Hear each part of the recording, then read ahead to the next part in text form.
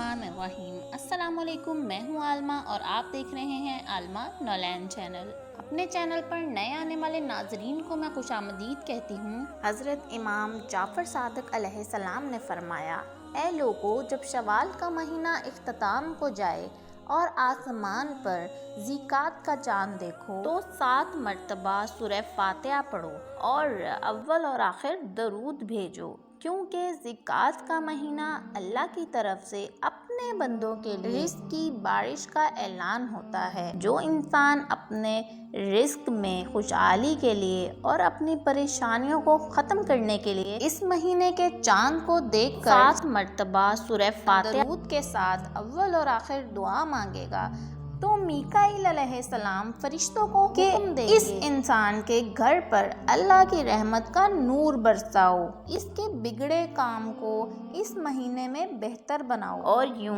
वो अपनी हाजतों को पूरा करने और परेशानियों से खुद को दूर पाएगा। तभी इस महीने को रिज़्क़ में फरावानी का महीना कहा जाता है।